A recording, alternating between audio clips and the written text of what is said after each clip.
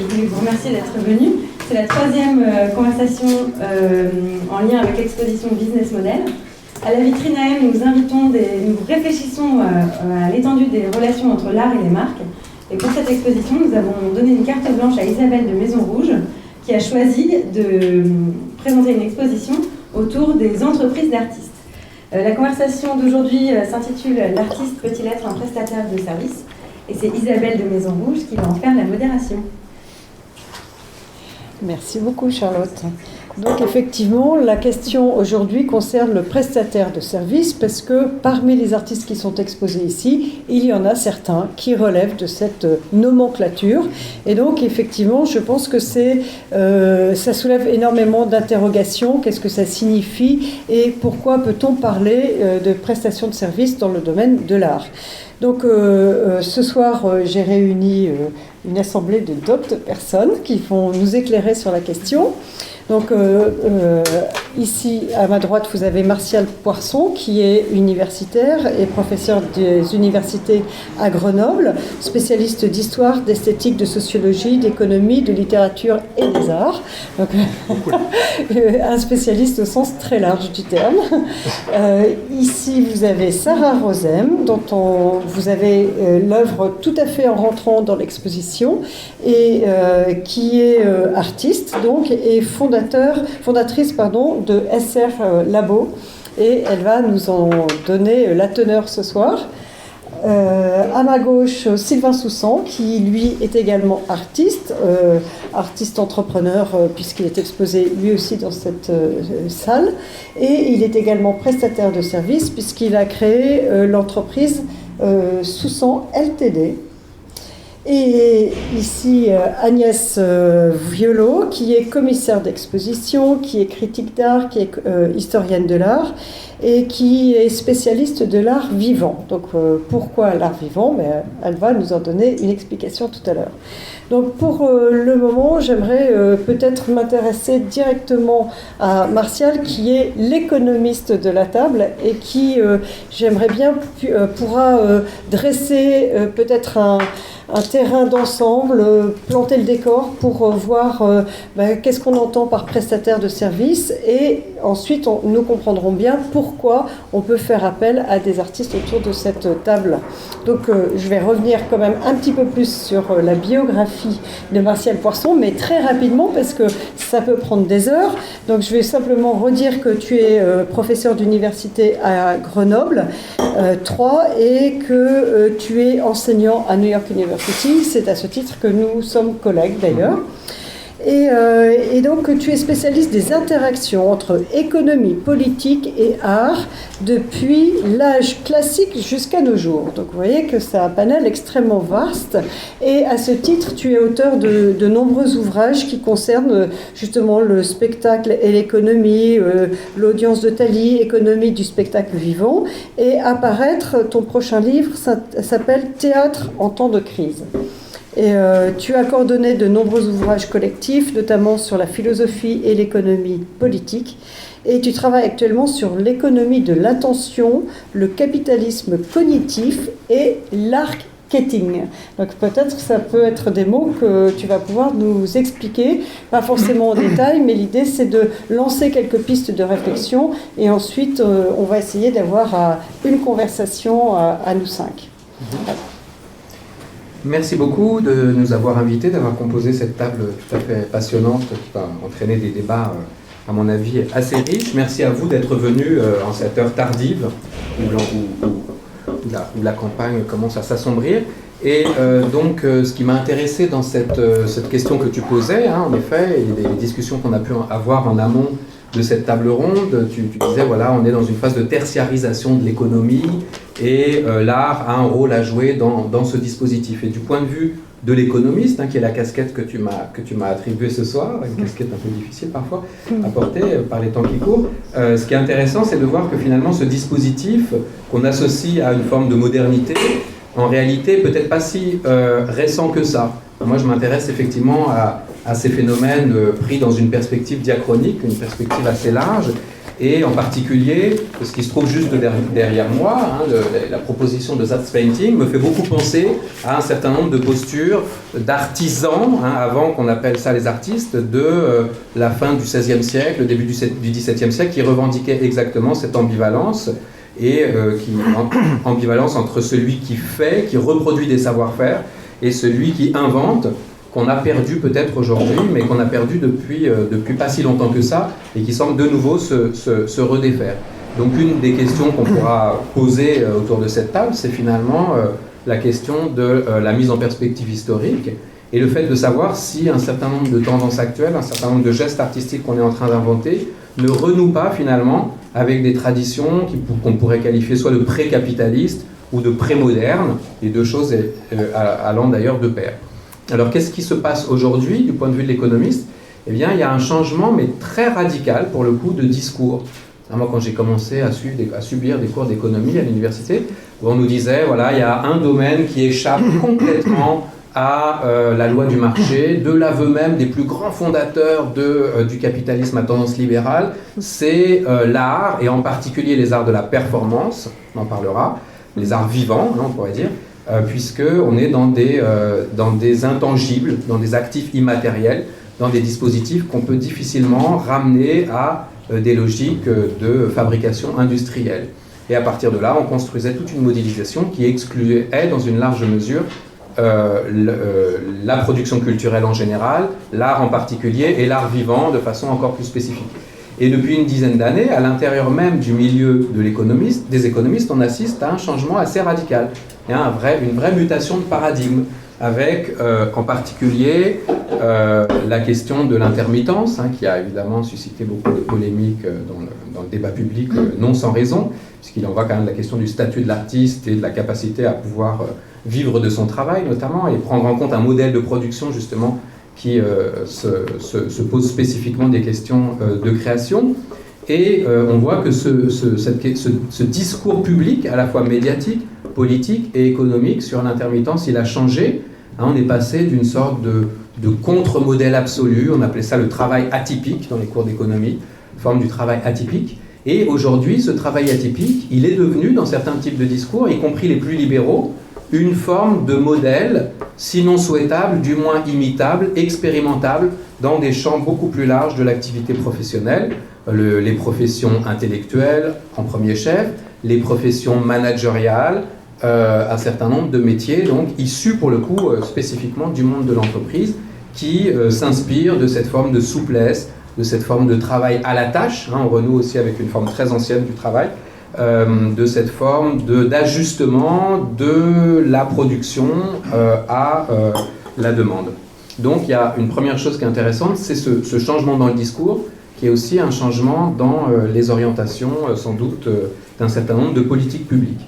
Après, en France plus spécifiquement, mais on pourrait aussi élargir le champ d'investigation, ça sera aussi un débat, la question des comparaisons internationales. On assiste aussi depuis quelques années en France spécifiquement à une très profonde mutation du discours et même de l'idéologie officielle qui est attachée à l'art. On est passé de politiques culturelles qui étaient très liées au consensus de l'après-Deuxième Guerre mondiale, autour de la culture comme espace préservé, devant être protégé et donc soutenu massivement par l'intervention de l'État qui garantissait l'accès à un service public universel, etc., etc. On connaît bien ce discours qui ensuite a été un petit peu infléchi du côté d'une conception un peu magico-religieuse de la culture qui était celle de Malraux, théorie de l'inspiration artistique, la théorie du choc émotionnel au contact de l'œuvre qui donc par définition, était absolument soustraite à l'univers de la reproduction matérielle des biens, etc., etc. Et on est resté globalement dans cette idéologie pendant une cinquantaine d'années. Aujourd'hui, depuis, disons, une dizaine d'années, depuis ce qu'on a appelé le sarkozysme culturel jusqu'à ce qui se passe en ce moment, on assiste à quelque chose de tout à fait nouveau, puisque les hommes politiques, bon, alors globalement désinvestissent la culture comme champ notamment d'affirmation de l'offre politique. Hein. C'est plus un critère vraiment clivant entre la gauche et la droite, à proprement parler. Ça, c'est déjà quelque chose qui doit nous interroger. Mais quand elle l'est, en fait, elle repose sur une communauté de vues qui est fondée sur l'idée que la culture n'est plus une dépense improductive, au sens de bataille, quelque chose qui est de l'ordre de la déperdition, du gaspillage, du somptuaire, mais doit être au contraire un investissement.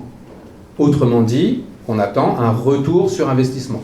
Autrement dit, on ne tolère plus qu'elle ne soit pas, dans une certaine mesure, rentable. Hein, pas forcément globalement rentable, mais en tout cas, voilà, qu'il y ait une forme de rentabilisation des équipements et des investissements. Et si vous regardez le grand discours de cadrage de François Hollande le 15 juillet 2012 en Avignon, hein, auréolé de toute la gloire de sa victoire à l'époque, il fait un grand discours où il explique, je cite, que la culture est un levier pour la croissance en temps de crise. Hein, la crise ne rend pas la culture moins nécessaire, elle la rend plus indispensable. Là, c'est pas moi, hein, c'est le président. La culture, ce n'est pas un luxe dont, en période de disette, il faudrait se débarrasser. La culture, c'est l'avenir, c'est le redressement, c'est l'instrument de l'émancipation et le moyen de faire une société pour tous, etc., etc. Hein, donc, on est dans cette idée selon laquelle la culture, c'est-à-dire une conception essentiellement mercantile, associé à tout le positionnement de la France sur les industries du luxe en particulier, de la mode, de la culture, du Made in France comme label de qualité, et donc participe complètement de cet esprit-là. Et donc la dernière question, je fais court, hein, donc oui. On reviendra sans doute sur tout ça. Quelles conséquences ça peut avoir sur le milieu artistique? La conséquence, c'est précisément le débat de ce soir. Hein, ça va ouvrir un petit peu à tout ce qui va être dit maintenant de façon beaucoup plus précise et pratique à partir de vraies démarches d'artistes. C'est que les professions créatives, puisque là aussi il y a un changement de vocabulaire, hein, le mot création a peu à peu remplacé dans un très grand nombre de cas, dans la rhétorique en tout cas, associée à la production créative, les mots de culture ou d'art. Création, innovation, donc sont des mots qui sont vraiment arrivés comme des lignes de force à l'intérieur des professions artistiques. Là encore, hein, c'est intéressant puisque le mot création, il vient de la théologie à l'origine quand même, donc il y a quand même un mouvement de bascule qu'on pourrait interroger. Mais en tout cas, les artistes sont peut-être pour la première fois dans l'histoire récente, hein, l'histoire récente, c'est-à-dire l'histoire de la modernité, de nouveau sur le devant de la scène économique, avec un véritable défi qui est de savoir, et ça c'est une question que j'aimerais d'ailleurs vous poser à toutes et à tous autour de cette table, si dans cette configuration très particulière, à la fois un contexte global, macroéconomique comme on dit, et un contexte plus local, politico-idéologique, si l'artiste, dès lors qu'il devient entrepreneur de lui-même d'abord peut-être, et puis ensuite entrepreneur au sens strict du terme, a vocation à s'intégrer à une forme de cognitariat ou de classe créative qu'on pourrait considérer comme un nouveau prolétariat, donc exploitable, instrumentalisable, marchandisable, absorbable par le marché, hein, ce que les économistes appellent l'intégration à la fonction de production des externalités artistiques, ce qui par tradition n'était pas monétisable et qui tout à coup devient une opportunité, à la fois en termes de captation de l'attention, marketing de la culture, et en termes de production, de produits dérivés.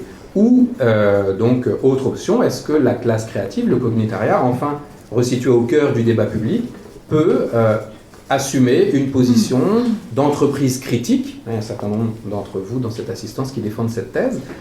Autrement dit, utiliser le modèle de l'entreprise, du logo, de la marque, du slogan, de l'efficacité performative, on pourrait presque dire, de ce type de capitalisme-là, pour le détourner, pour tenir un discours sur le monde, pour en montrer éventuellement les contradictions ou les impasses logiques.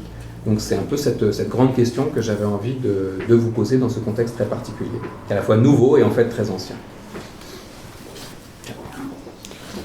Merci beaucoup Martial. Et donc effectivement, comme nous avons deux artistes à cette table qui n'est pas ronde d'ailleurs, je pense que je vais vous poser directement la question, peut-être tout de suite Sylvain. Sylvain Soussan qui est président ou directeur, je ne sais pas quel est ton titre exact, de Soussan LTD et qui est inscrit dans un paysage artistique où tu es l'héritier finalement d'une entreprise familiale qui était vouée au service des expositions. Et donc tu t'inscris comme fournisseur de musée. Et donc peut-être la question que je vais te poser qui découle un petit peu des interrogations de Martial, c'est est-ce que être prestataire de service, est-ce que c'est une entreprise qui pourrait être rentable, ou en tout cas est-ce qu'on peut estimer qu'elle a une rentabilité à avoir? Donc je pense que tu vas nous présenter l'exemple de ton entreprise et comme ça sera très parlant et puis j'espère que tu vas pouvoir apporter quelques réponses à ces questions. Oui, alors bonsoir. Donc oui, Isabelle m'a présenté avec... Peut-être ton micro plus près. Oui, vous m'entendez? Voilà. Donc je remercie Isabelle de m'avoir présenté comme ça. Bon, elle ne savait pas tellement quel poste m'attribuer. En fait, moi, je ne sais pas non plus. Dans mon entreprise. Je sais une seule chose, c'est que j'ai démissionné il y a déjà quelques temps, que malgré tout, les affaires marchent encore. Un petit peu, enfin aussi mal qu'avant, donc bon, pour un peu faire brosser très très rapidement les choses, j'ai voulu créer une entreprise il y a une vingtaine d'années peut-être, je ne sais pas exactement. Tony Truand, héritier de mes ancêtres, qui avaient déjà posé les premiers jalons d'une entreprise travaillant pour la culture et l'agriculture. Puis moi j'ai décidé que finalement l'agriculture c'était mieux. Enfin non, pardon, là la culture était mieux. Et puis j'ai voulu embaucher, et puis j'ai pas réussi à embaucher, j'ai tout fait moi-même, donc ça m'a beaucoup plu, puisque en fait, finalement, déléguer c'est pas si facile. Puis à un moment donné, j'en ai eu un petit peu assez, donc j'ai débauché, et puis je me suis démissionné moi-même. Mais en fait, c'est une réussite dans le sens où finalement, j'ai réussi le projet capitaliste de base qui est de débaucher au maximum pour faire le profit maximum aussi. Donc finalement, de ce côté-là, j'ai réussi. Alors bon, je suis plus habilité à parler de mon entreprise, puisqu'en fait, je ne la représente que mal, mais il reste quelques traces, donc je vais... voilà, là par exemple, c'est un argumentaire qui continue de circuler. Voilà, je vais me taire, je vais laisser parler ça. Il y en aura un second après. Enfin, c'est peut-être pas très rapide, il n'y a pas de musique, mais bon, ça dure 2 minutes, je crois. Oui, je peux essayer de chanter. Voilà, donc, silence. Bon, c'est donc, voilà, bah oui, il faut que je me taise, là. Voilà. Peut-être tu peux lire les slogans si tout le monde le voit. Oui, alors peut-être, oui, voilà. Donc ça, c'était le grand plaisir de l'entreprise, enfin du chef d'entreprise que j'étais, c'était d'essayer d'animer la marque. Et donc voilà, il y avait une série de slogans comme au premier chef, fournir le musée est un travail d'artiste. Donc je précise que ces objets de communication sont encore visibles sur le site internet et que il n'est pas impossible que la physionomie de l'entreprise réapparaisse sous un nouveau jour. Un petit peu plus...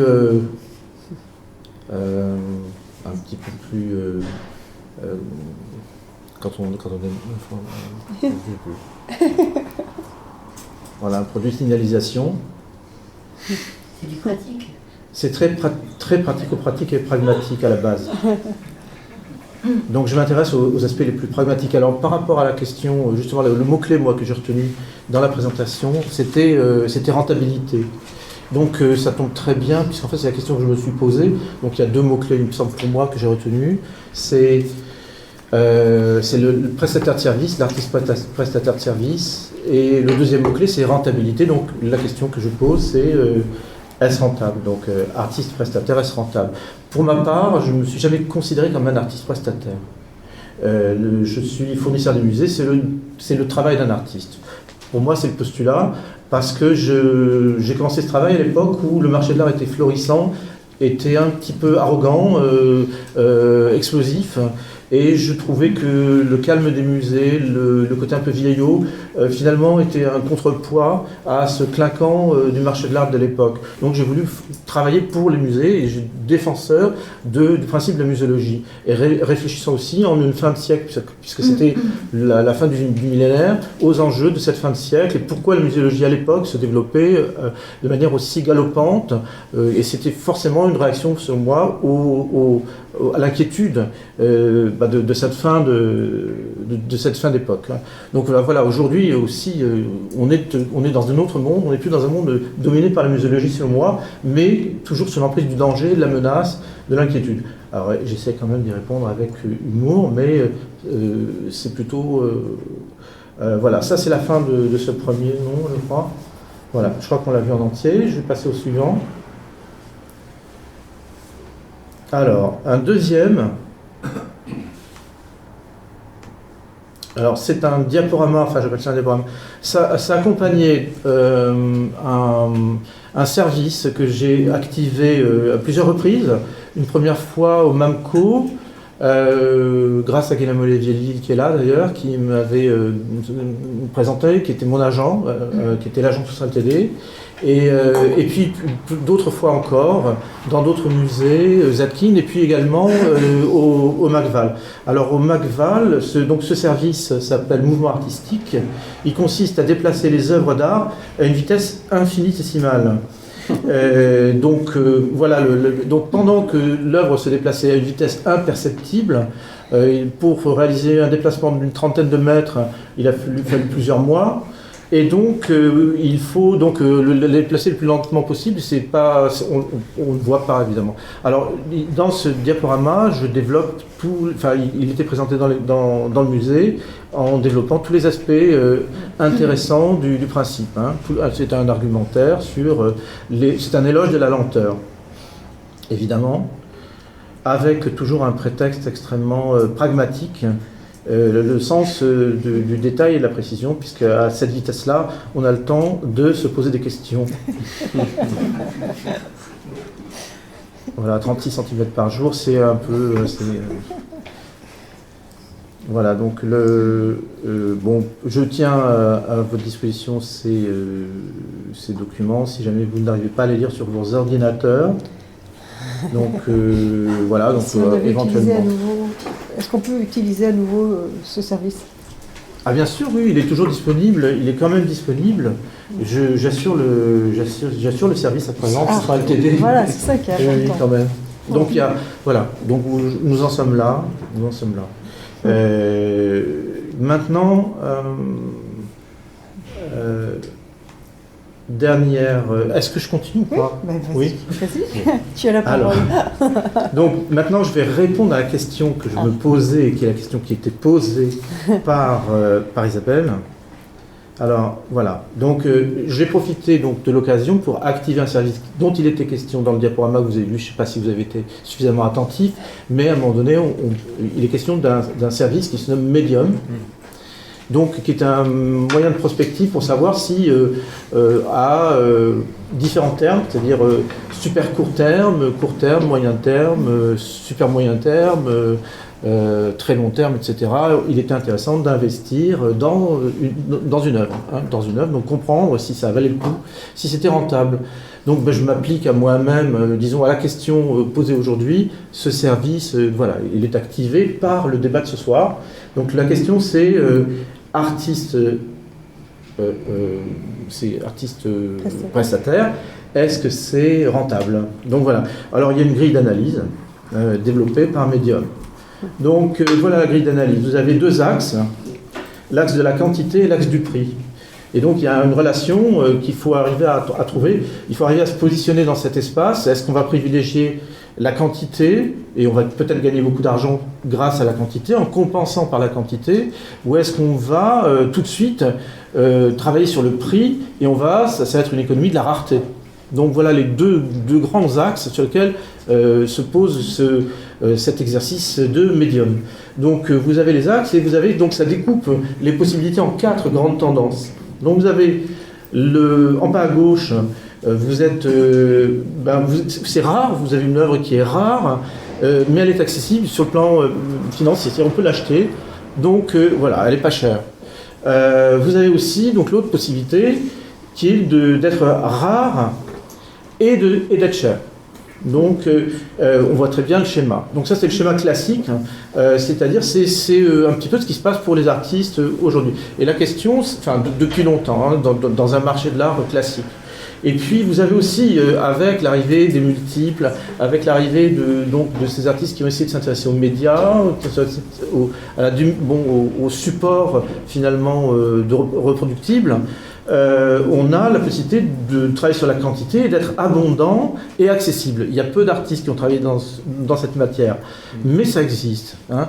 Et puis vous avez l'autre possibilité, la dernière, qui est d'être abondant et cher. Ça, c'est, vous imaginez, le pouvoir, le potentiel de ce système.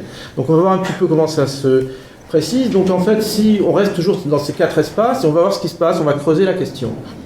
Donc, qui sont ceux qui sont petite quantité et petit prix? Ce sont des gens qui font de l'expérimentation, c'est-à-dire qu'ils prennent des risques. Hein. Ils sont sur des séries discontinues. Vous avez autrement, on reste sur l'axe du prix, ceux qui exposent régulièrement, et eux, ils ont une maîtrise du temps pour arriver à vendre cher, hein, à faire monter les prix. Donc il y a un travail sur le temps. Et vous avez l'autre aspect, donc à l'opposé, c'est-à-dire dans l'axe oblique en bas, ceux qui travaillent sur le multiple et qui font des séries massives, dont on parlera tout à l'heure.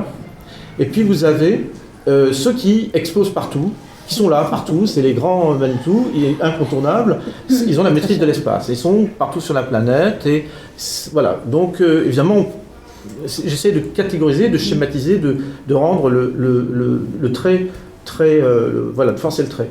Donc vous avez 2 axes encore, là qu'on va un petit peu examiner, un petit peu toujours avec cet arrière-plan du prix et de la quantité, mais avec les conséquences que ça peut avoir sur votre image, sur la façon dont vous êtes perçu ou dont vous vous percevez vous-même.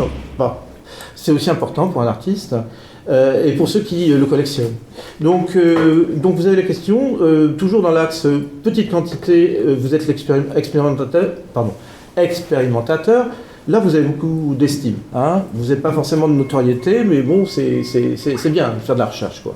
Et puis, vous avez ceux qui sont réguliers, donc qui arrivent par la rareté, mais avec une présence régulière, à maintenir un état du marché qui soit captif, attentif à ce qui se passe.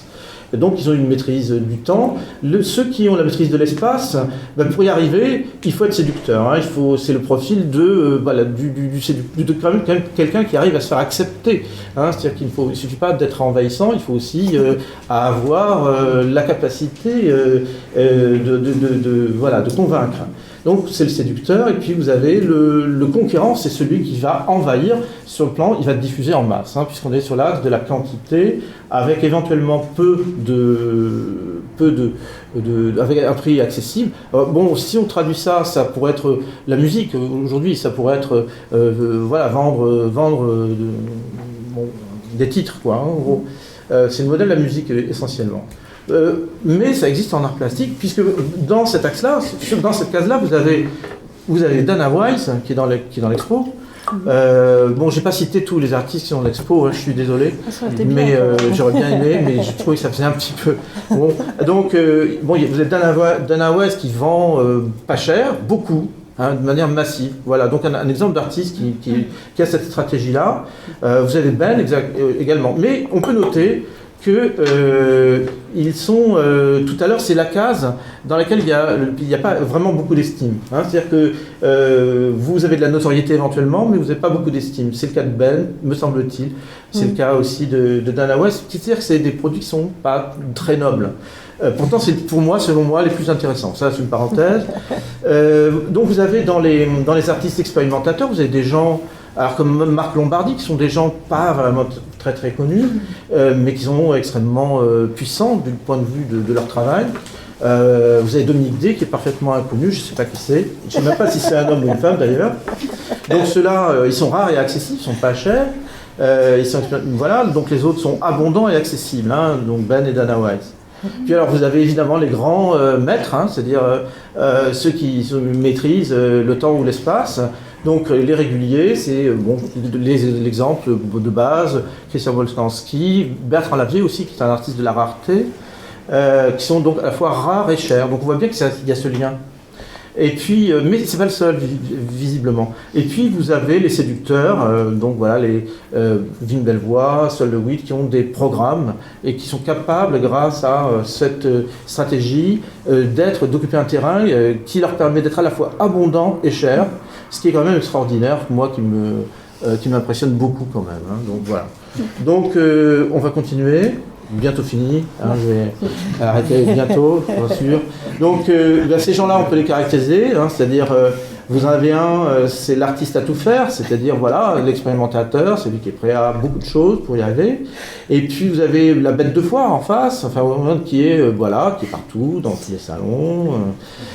Vous avez celui que moi que j'adore quand même, c'est type Wim Delvoye, qu'on appelle l'ingénieur du désir. Ça, c'est pas moi qui ai inventé cette terminologie, c'était dans un titre dans un art presse. C'était à propos de Jeff Koons, ingénieur du désir. Je trouve que c'était un titre magnifique et totalement bien vu.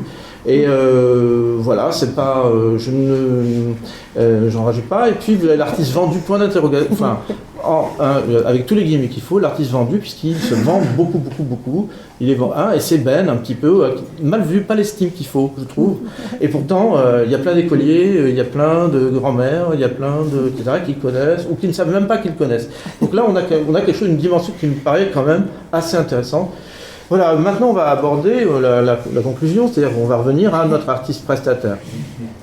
Donc en fait, l'artiste prestataire, pour moi, il est dans un schéma qui est quand même un schéma extrêmement classique, qui est la relation, il y a celui qui tire le diable par la queue dans son atelier, et puis il y a le grand maître, mais on est quand même dans l'axe, malheureusement, on va être coincé à un moment donné.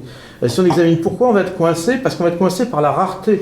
Non plus par la rareté qui est une stratégie de la rareté, mais par la rareté qui est due au fait qu'on n'a qu'une vie, on n'a que 24 heures dans notre existence par journée, et qu'il faudrait arriver à transformer chaque seconde en d'une valeur échangeable qui nous permette vraiment de devenir très riches si jamais on avait des gros besoins matériels.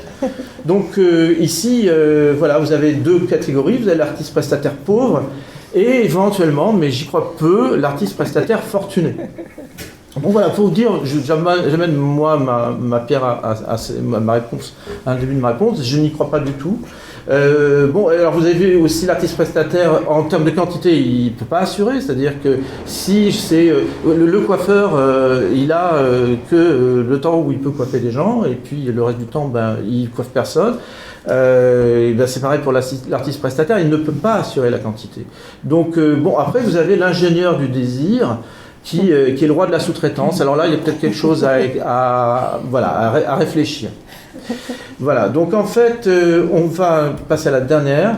Et là, c'est pour un peu donner quelques exemples, et peut-être un petit peu donner un peu de brouiller les pistes, je dirais, puisque vous voyez que là, la grille, elle est tordue, c'est-à-dire qu'il faut aussi tordre les schémas, et que, évidemment, ça peut, éventuellement, on peut penser les choses un peu différemment. Malgré tout, dans ce schéma, vous avez donc deux catégories, l'artiste prestataire fatigué, parce que c'est forcément beaucoup plus de travail que de faire travailler des machines, ou de faire travailler des concepts ou des collectionneurs qui vont produire les œuvres auxquelles vous avez que vous aviez imaginées. Donc il va transpirer, il va donner de sa personne forcément. Il est coincé par ça, et puis il peut être prestataire recherché. Donc pour moi, c'est évidemment le performeur. Donc je suis très content qu'on puisse parler avec une spécialiste de ça. Donc l'archétype aujourd'hui, c'est Marina Abramovic qui a, vous savez, la performance au MoMA de je ne sais plus quelle année, où elle a réussi à tenir un face-à-face. Donc c'est une prestation de service magistrale, monumentale, exceptionnelle. Pendant 3 mois, elle a rencontré, les yeux dans les yeux, des centaines de milliers de personnes qui dormaient devant le musée, qui passaient pour passer devant elle, pour s'asseoir face à elle. Et elle a assuré cette prestation de service absolument admirable. Mais voilà, c'est quand même, elle est limitée. C'est-à-dire que de toute façon, elle n'arrivera jamais du côté le plus juteux du business, qui est en haut à droite, hein, où là vous pouvez vraiment être voilà, le roi du pétrole. Parce que vous n'avez qu'un corps, vous n'avez qu'une vie. Vous ne pouvez pas vous démultiplier. Et voilà, alors après on peut voir, je me souviens d'un Made in Eric, je ne sais pas si ça dit quelque chose à quelqu'un, il y a des gens ici, j'aimerais bien savoir ce qu'il est devenu. Qui est un archétype du prestataire de service, puisqu'il servait de chaise au collectionneur, il servait de toutes sortes de choses, c'était tout un esclave. Hein, d'une certaine manière, on ne va pas le dire comme ça, je ne sais pas comment il en parlait, mais voilà, il donnait de sa personne, on peut le dire, puisqu'il s'est livré, je me souviens dans une expo, il s'est livré dans une caisse tout nu, en attendant qu'on se serve de lui. Hein. Donc, et c'était au musée d'art moderne de la ville de Paris. Il était bien protégé dans la paille, il ne fallait pas qu'on l'abîme.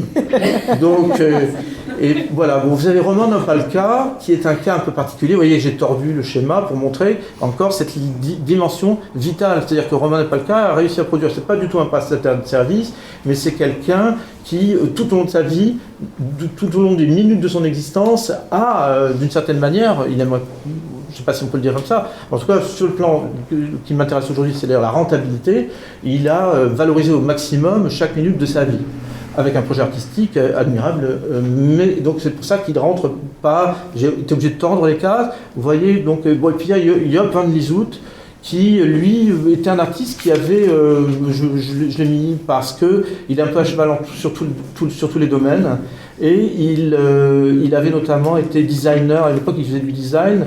Et ce qui m'avait frappé, c'est que c'était de la sculpture, c'était du mobilier, c'était vendu dans une galerie, c'était un artiste, et il avait totalement abandonné toute velléité pour dire si vous voulez votre chaise en bleu, je vous la fais en bleu, si vous la voulez en rouge, je la fais en rouge.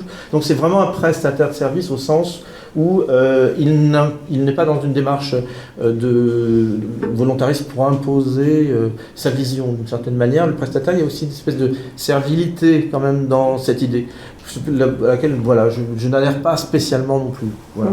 Donc maintenant, c'est très très beau de vouloir rendre service. Et d'ailleurs, Sarah Rosem, voilà, qui est là, c'est un exemple parfait de cette idée généreuse et altruiste qui fait que j'ai démissionné sous LTD parce qu'une entreprise n'est pas assez altruiste aujourd'hui. Et donc, il sera peut-être question de refonder une entreprise qui sera plus altruiste demain et qui aura peut-être, qui se rappellera peut-être autrement, je ne sais pas. Merci beaucoup Sylvain, et justement la transition est toute faite pour laisser la parole à Sarah qui effectivement, je ne sais pas si c'est une entreprise altruiste que tu as proposée, mais en tout cas tu vas nous la présenter également. Donc tu es artiste et chercheuse et depuis les années 2000 ton travail artistique se développe sous le nom de SR Labo et tu es d'ailleurs le docteur Sarah. Donc j'aimerais bien que tu nous présentes ton travail et peut-être que tu puisses répondre aussi aux questions qui ont été posées par aussi bien Sylvain que Martial.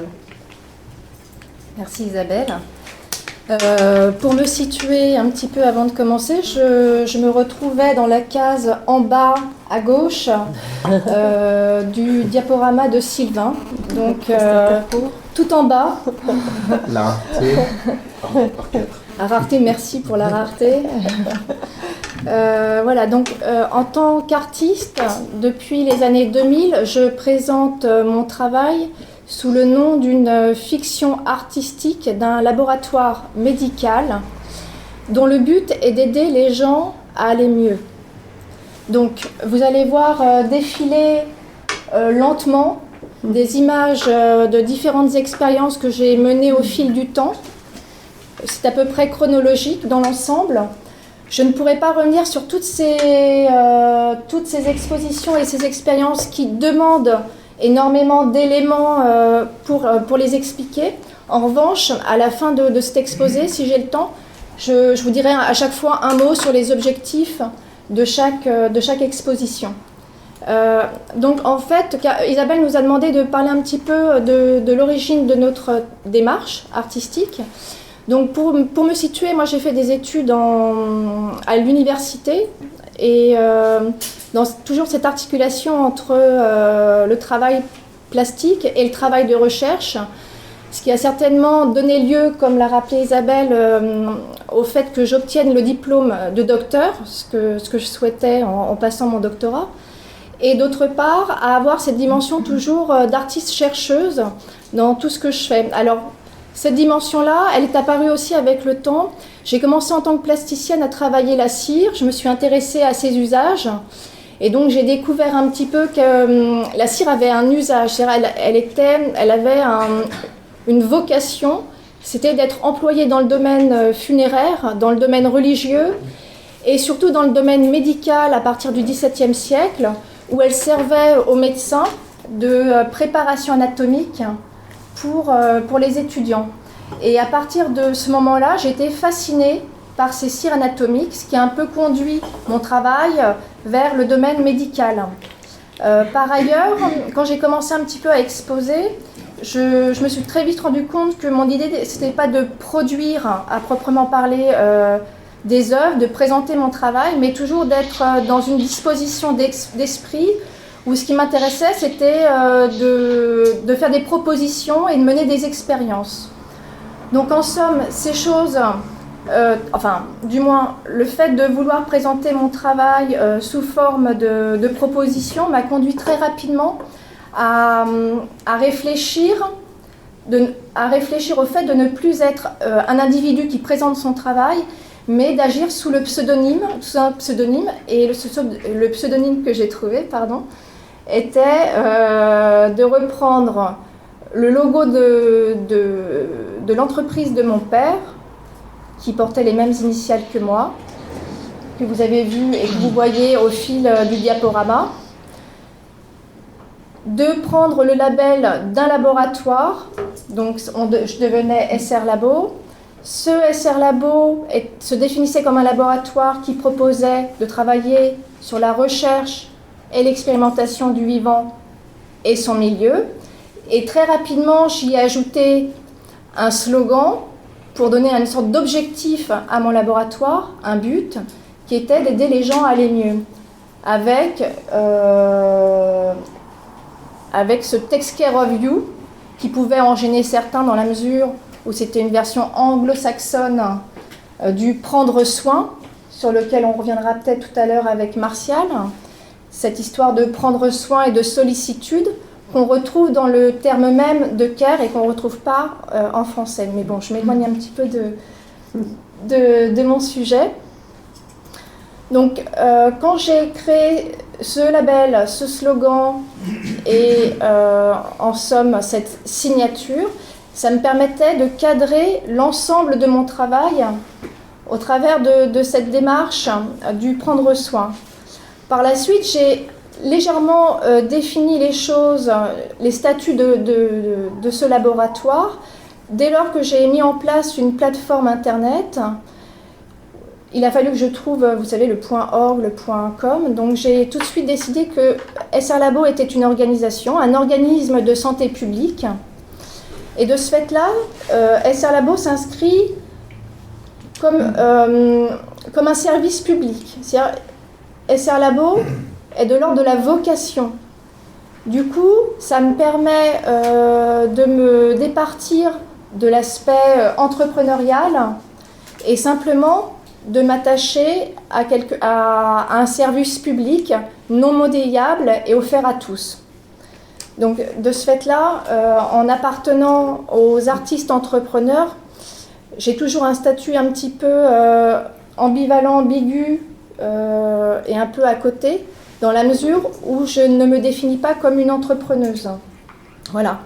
Alors, au fil des années, mon travail s'est affilié à la question des artistes entrepreneurs, par le biais du travail de Yann Thomas, qui est ici présent, et de sa ligne de recherche Arrêt-Flux. L'artiste entrepreneur ou la critique artiste. Alors, cette notion de critique artiste, moi, m'intéresse davantage dans la mesure où SR Labo est une fiction. Et quand on parle de fiction, on sous-entend le rapport d'un monde référentiel et d'un monde alternatif. Si on assemble les deux, le monde référentiel d'Acer Labo, ça va être la question du soin, de la thérapie, du monde médical. La question alternative serait de savoir qu'est-ce que l'art peut proposer aujourd'hui dès lors qu'il est fiction. Donc la fiction elle a toujours existé. C'est Jacques Rancière a un petit peu repris toutes ces questions-là, de savoir que une fiction pouvait permettre des changements de société à partir du moment où ces choses-là, cette expérience proposée par l'artiste est présentée en tant que fiction comme possible pour un changement de société. Donc ça, c'est mon rattachement à tout ce qui concerne l'artiste entrepreneur. Si je suis aujourd'hui aussi rattachée à la question de l'entrepreneuriat, c'est au travers de cette question de la prestation de service. Alors la prestation de service, moi c'est un terme qui au départ que je n'emploie pas, qui ne fait pas partie de mon vocabulaire. Je parle davantage de proposition, mais elle me semble intéressante en même temps pour évoquer ma démarche. La notion de service, en fait, moi je la raccorde à la notion de bien et de service. Donc du coup, j'entrevois dans cette problématique-là l'œuvre d'art un peu comme un bien, une production monnayable, un bien rationnel, matériel, qui pourrait être mis en confrontation avec cette notion de service où on produit une œuvre, du moins un bien immatériel, qui serait le véhicule, un service offert à la place d'un bien concret. Ce que je peux dire aussi, c'est que cette question du service, pour moi, elle est importante parce que pour moi, l'art est un moyen, un véhicule qui permet aux spectateurs ou aux participants de vivre une expérience sensible. Et cette question de l'expérience sensible, moi je la raccorde à la question de l'esthétique. L'esthétique, non pas entendue dans sa version formelle, dans son sens formel, d'esthétique, de création esthétique, décorative, mais dans sa considération d'expérience esthétique, d'expérience du sensible, c'est-à-dire c'est la question de la réception de l'œuvre et de l'expérience que peut en faire tout spectateur, qui est une expérience sensible et qui va agir sur lui. Voilà. Donc moi ce qui m'intéresse dans l'art, c'est l'action que peut avoir l'œuvre sur le spectateur. Cette action, elle est de l'ordre elle agit sur son corps, sur son esprit, sur sa perception, sur ses intentions. Et du coup, moi, mon principe de travail, c'est d'intervenir de façon à permettre au spectateur de réagir, de changer de point de vue, de le rendre attentif, de le faire imaginer, de penser à ce que l'œuvre lui permette d'imaginer des mondes possibles. Donc voilà, moi c'est ce sur quoi je travaille. Donc quand je vous parle, vous vous rendez certainement compte que ce que je vous raconte échappe un petit peu à cette question de l'entreprise et de la prestation de service.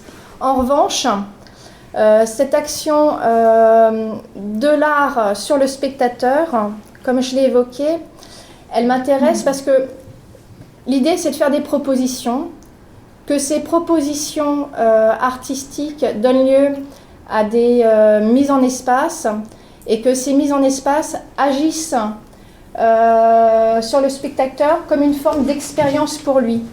Et pour ce faire, j'utilise la performance participative, j'utilise des dispositifs immersifs, des installations, les nouveaux médias, et aussi je m'imprègne de l'image publicitaire. Et toutes ces pratiques artistiques sont pour moi en fait des moyens et non des fins. Donc j'utilise un langage artistique en vue d'une expérience pour le spectateur. En ce qui concerne le diaporama que vous voyez, je vais un petit peu reprendre avec vous pour finir les différentes propositions et les différents objectifs que j'ai pu mener au travers du temps. Donc on va reprendre avec le CAB. Voilà, donc le CAB, c'est un des premiers travaux que j'ai réalisé avec de la cire, donc vous voyez un petit peu le début de ma démarche. Le principe, c'était de mouler des personnes et de développer, donc de tirer un substitut en cire et de développer sur ce substitut une maladie, un mal en fait, que la personne pourrait avoir en puissance. Donc en imaginant, en projetant sur elle ces maladies, ça lui permettait, en voyant l'image en cire de son corps, de s'en préserver. Ensuite, j'ai mis dans ce diaporama un autre type d'intervention, une performance que j'ai réalisée à la galerie Van der Stegen, où j'avais réalisé, c'était un dispositif immersif. C'est un travail que j'ai réalisé avec un autre docteur, Davide Napoli.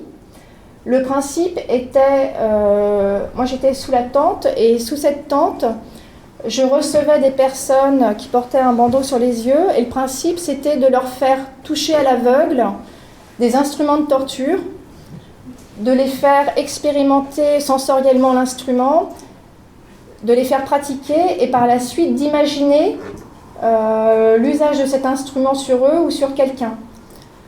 Donc une fois cette expérience vécue qui pouvait permettre à la personne de savoir de quel côté elle se situait au niveau du sadisme et du masochisme, l'idée c'était de pouvoir...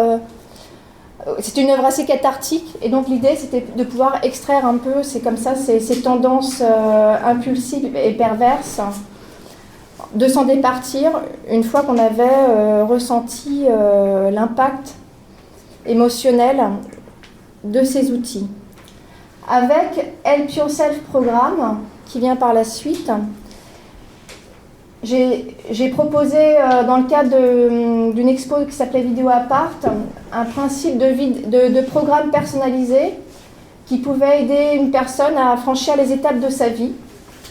Donc là, vous avez un tutoriel qui présente la démarche, et par la suite, j'avais réalisé donc un programme spécifique pour une personne qui... Toutes les œuvres que je vous présente là sont en fait en ligne avec des textes explicatifs sur mon site. Je voulais aussi vous parler de Handicapez-vous. C'était, donc ça ce sont les feuilles de route. C'est une performance dans le cadre d'une sorte de journée sur la créativité et la différence, où j'ai proposé cette performance qui permettait de prêter une attention différente en devenant accompagné à l'aveugle, accompagnant d'une personne ou observateur. Le principe étant pour l'accompagner d'être dans le ressenti, pour l'accompagnant de se décentrer vers l'autre, et pour l'observateur de se tenir dans une posture objective et distante. Donc ensuite, avec CCPT, c'est une œuvre, donc CCPT c'est Cire colorée pour tous. Le principe c'était de faire, donc là vous voyez les publicités de ces projets, et le principe c'était de faire concevoir et réaliser un projet de commande publique pour les usagers du lieu.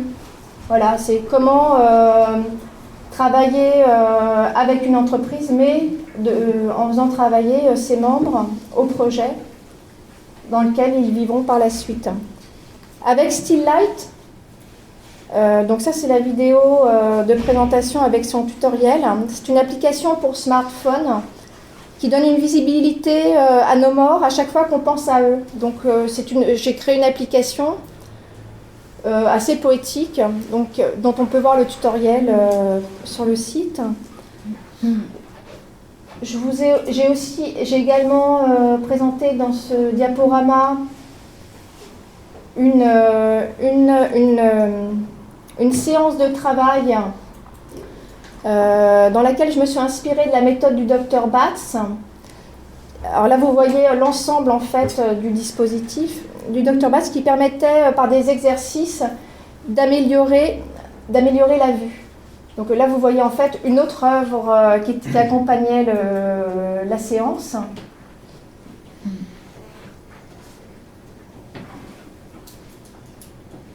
Et donc toutes les personnes suivaient cette séance. Et par la suite, certaines personnes m'ont dit, alors c'est une séance en fait aussi prophylactique, c'est-à-dire que les personnes qui n'ont pas de problème de vue la suivent. Et dans le temps, on est tous soumis forcément à des défaillances et des dégénérescences visuelles. On sera tous tenus à pouvoir en bénéficier un jour. Dernière expérience que j'ai mise en... Alors là, c'était la partition de la performance. Derniers éléments que j'ai mis sur ce diaporama, ce sont des images de l'installation et de la performance qui a été mise en place ici. Donc vous avez ici des images de la vidéo qui permet un petit peu de comprendre le concept du travail. Et je ne sais pas si vous avez vu la plaquette. Donc ça, c'est le protocole qui a été suivi par les volontaires performeurs le jour du vernissage. Et le principe, c'était que si on portait un t-shirt et qu'on suivait un protocole, on pouvait être le véhicule de ce message de prendre soin d'autrui et d'être dans cette disposition de sollicitude. Voilà. Merci beaucoup Sarah. Et donc là on vient d'entendre parler de performance, de sollicitude, de soins, d'attention, d'émotion, de sensible aussi. Et donc ça me permet de me tourner vers Agnès Violot qui peut peut-être replacer toutes ces expériences, ces expérimentations et cette notion pour revenir à la notion de service aussi dans le champ de l'art, puisque Agnès Violot est commissaire d'exposition, elle est critique d'art, elle est historienne de l'art, elle enseigne et elle dirige une revue aussi qui s'appelle « J'aime beaucoup ce que vous faites ». Donc vous voyez qu'on reste dans le même la même approche sensible et aussi qui prête soin aux autres. Et dernièrement, enfin je ne vais pas citer toutes les expositions que tu as organisées, mais dernièrement, Agnès a présenté au Palais de Tokyo, donc à Paris, la collection immatérielle et protocolaire du CNAP sous le titre « Des choses en moins et des choses en plus ». Et donc c'était comment peut-on exposer la performance. Donc je pense que tu vas pouvoir revenir un petit peu sur toutes ces questions, donc je te donne la parole tout de suite. Merci Isabelle. Donc la transition était toute faite après Sarah, effectivement, qui parlait de partage d'expérience et de spectateurs acteurs ou de corps acteurs. Je vais tenter de répondre à la problématique posée par Isabelle et l'invitation qui m'a été faite via l'art en direct à participer à cette conversation en parlant de performance, de performativité et en essayant de voir comment cette notion d'art, d'artiste prestataire ou d'art protocolaire peut faire face à l'exposition et tout ce qui la constitue, à sa définition. Je vais citer peut-être de tes précédents invités, Isabelle, qui est Paul Ardenne, je crois, qui était là la semaine passée, et son livre que nous avons tous lu, un art contextuel, donc contextuel qui tisse avec son environnement. Si on peut considérer l'artiste comme une sorte de révélateur de l'état du monde de manière générale, aujourd'hui alors il doit forcément être convoqué ou se tourner vers tous ces pouvoirs qui sont immatériels et travailler avec ce même vocabulaire utilisé par une société qui est finalement une société de service aujourd'hui. Donc, pour vous parler de cet art dit protocolaire ou à instruction, je vais vous parler du travail de 3 artistes, comme l'a dit Isabelle, que j'ai présenté dans le cadre de cette exposition qui vient de se terminer, Des choses en moins, des choses en plus, au Palais de Tokyo, qui était un projet sur lequel j'ai travaillé avec le conservateur du Centre national des arts plastiques, Sébastien Faucon. Donc, nous étions 2 commissaires, et avec la participation très active de Pauline et Alice, qui sont avec moi autour de la table ce soir, puisque pour la première fois, le Palais a associé le département curatorial avec celui dit des events. Alors c'est intéressant puisque un de mes chevals de bataille, c'est justement d'essayer de montrer que d'essayer de dégager, disons, la performance de son aspect événementiel, de son aspect spectaculaire aussi, et de la dégager d'une approche archivistique. Et souvent, quand on pense performance et exposition, on pense soit à une cerise sur le gâteau, il y aura une performance au vernissage, soit on pense à un accrochage d'archives, de protocoles, de photos passées, de performances qu'on n'a pas vues puisqu'on n'était pas nés ou autre. Et donc l'idée, là, l'enjeu, c'était de questionner un ici et un maintenant dans cet espace de 2500 m² qui est donc un étage entier du palais. Autour de ces collections qu'on voit très peu en fait du Centre national des arts plastiques, enrichies de quelques œuvres du Frac Lorraine, et de construire donc une véritable exposition autour d'un corpus d'œuvres existantes et d'attitudes. Donc on le sait depuis la fin des années 60, et le fameux texte de Lucy Lippard et John Chandler qui différenciait et qui proposait que l'œuvre puisse être un objet ou une idée ou une action. On retrouve dans ces collections, dans tous les cas, un certain nombre de propositions qui sont des performances, qui sont des lectures performées, qui sont des œuvres à instruction. Donc nous avons réuni à la fois autour de cette notion de déconstruction du spectacle, d'anti-spectacle, pour réagir à ce que tu disais, je crois Isabelle, tout à l'heure, en parlant de, je sais plus de Marina Abramovic. Oui. Je crois que l'année dernière, elle a fait appel à Lady Gaga pour faire la promotion de son institut. Donc Lady Gaga qui rejouait la méthode Abramovic sur YouTube. Voilà, on s'était dit que si on en arrivait là aujourd'hui, au sein des arts visuels, il y avait peut-être des questionnements à se poser. Et donc on a construit cette exposition après avoir relu ces textes de Guy Debord qui nous semblaient de la plus grande actualité aujourd'hui, au regard d'une époque encore tournée vers ces idées d'accumulation d'objets, d'effets, de spectacles permanents. On se met en scène en permanence sur les réseaux sociaux. Il faut tout le temps être rentable, jeune, actif, réactif. Et puis face à tous ces dieux marchands et matériels, on a retenu cette petite phrase de Nicolas Bourriaud dans un de ses derniers ouvrages, Radicant, où il propose pas de lutter, mais de se positionner face à ce monde marchand et ce modèle finalement même culturel qui reprend les idéologies marchandes. Il propose comme nouvel espéranto de renouer avec l'échange. Donc en ce qui nous concernait le vivant. Et donc dans cette exposition, il s'agissait de construire vraiment sur une durée de 3 semaines, avec des horaires d'ouverture assez larges, donc de midi à minuit, une proposition d'exposition qui soit en mutation tous les jours et qui invite le public à être non seulement donc un corps acteur, puisqu'il pouvait activer ou non des œuvres, mais aussi à se faire son propre discours critique, une exposition à lire de manière totalement subjective et comportementale. Donc là, on est devant l'œuvre éponyme de Pierre Bismuth, qui fonctionnait comme une sorte d'épine dorsale dans la scénographie, que l'on pouvait traverser du reste, puisqu'elle est à échelle humaine, 1,70 m.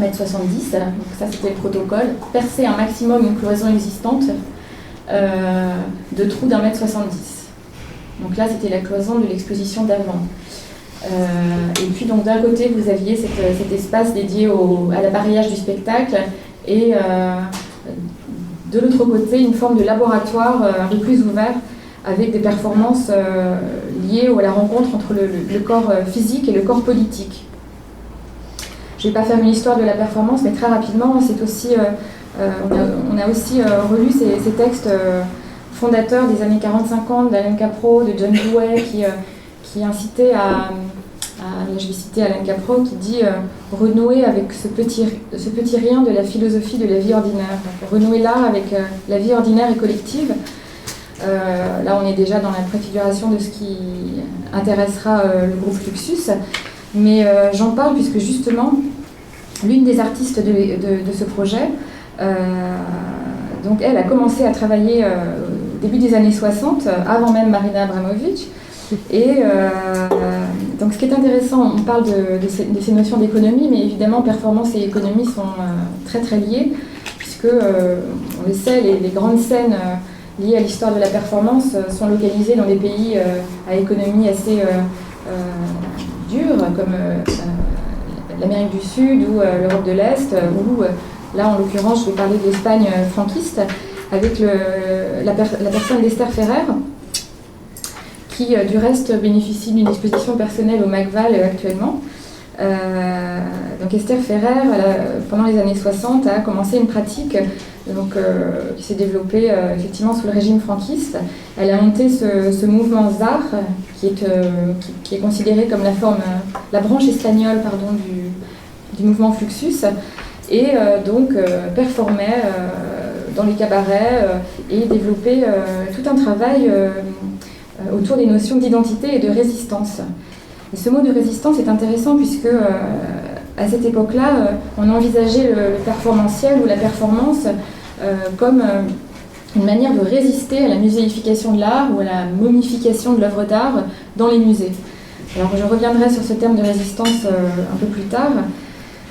Je vais passer les années 60 et tout le travail d'Harald Zeman également pour sortir l'œuvre de son aspect simplement objectal. Et on va traverser les années 80 avec le marché, le développement du statut du commissaire, du curateur, pour arriver dans les années 90 avec les prémices de ce qui va nous intéresser aujourd'hui. Je pense notamment au développement de l'esthétique relationnelle, où déjà on commençait à parler de partage d'autorité entre l'artiste et l'audience et le public. Et donc ça m'amène à pointer ces notions qui se dégagent pour moi du questionnement de la problématique que tu as souhaité aborder, Isabelle, qui sont la question du travail, la question de l'œuvre immatérielle et la question sociétale du service. Donc, est-ce que ça peut être envisagé comme une œuvre à proprement parler? Alors, ce que je voudrais juste dire avant de parler de ces artistes, c'est que cette exposition, pour l'occasion, a fait... le CNAP a sollicité son budget de commande publique pour faire entrer dans les collections une petite dizaine d'artistes qui, en échange de la production de ces performances, a donné, sont rentrés dans les collections publiques quelque chose qui n'est ni une œuvre ni de l'ordre de la documentation, mais qui donc peut être réactivé ou remontré lors d'une prochaine activation. Donc, on peut passer à la... merci. Donc là, on rencontre l'artiste brésilien Mauricio Yanez, donc un artiste qui est basé à São Paulo et qui a une pratique de performeur et de plasticien, et qui s'intéresse avant tout à la potentialité du langage et notamment à la non-communication, au misunderstanding. Et donc là, dans le cadre de cette exposition, Yanez était présent pour ce projet Refus, qui est un projet spécifique, qui donc a été acquis par le Centre national des arts plastiques sous la forme d'un protocole. Et donc l'artiste était présent tous les jours d'ouverture de l'exposition, de midi à minuit, sauf le mardi, sur ce banc, devant ce bureau que vous voyez très bureaucratique, très neutre. Et donc il était là pour engager une conversation avec le public qui souhaitait, qui venait vers lui et s'asseyait. Alors très souvent ça commençait par des questions comme si on s'adressait à un bureau de médiation, puisqu'il n'y avait pas de cartel, rien n'indiquait qu'il s'agissait d'une performance. Et donc, on venait lui poser des questions sur l'exposition. Est-ce que je peux faire du vélo? Est-ce que je peux prendre ce livre? Etc. Et au fur et à mesure, Mauricio a engagé la conversation sur la valeur de l'exposition, sur qu'est-ce que vous avez vu? Est-ce que vous êtes heureux de ce que vous avez vu? Est-ce que l'exposition vous intéresse? Et puis, petit à petit, il allait sur ce chemin économique et en terminant par si je vous proposais le remboursement de votre billet d'entrée, est-ce que ça vous intéresserait? Alors, il se trouve que, évidemment, ça va bien au-delà de la question de la valeur de ce que le public a vu, puisque on ne paye pas son entrée en fonction de la quantité d'œuvres ou de la qualité de l'exposition. Il s'agit bien là de la valeur de l'échange et de la discussion, qui est donc elle-même l'œuvre, donc c'est une œuvre discursive. Et puis, donc Mauricio avait une petite caisse allouée, un budget alloué à sa performance, et il pouvait, si le visiteur le souhaitait, tamponner un billet, donc toujours très bureaucratique, et lui rembourser à proprement parler, vraiment avec des pièces, la valeur de son entrée.